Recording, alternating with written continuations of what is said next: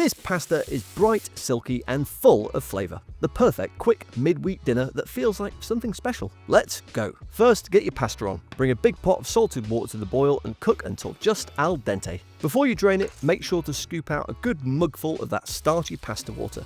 It's liquid gold for the sauce. While that's happening, char your spring onions.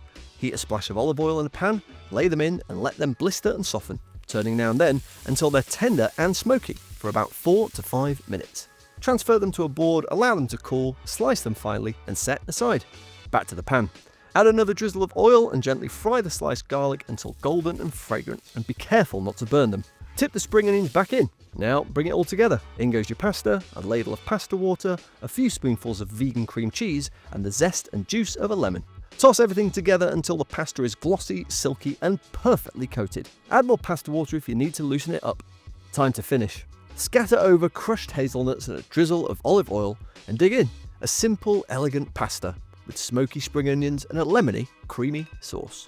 If you give this one a go, let us know how it turned out. Like, comment, subscribe, all that good stuff. And we'll see you again on the next one.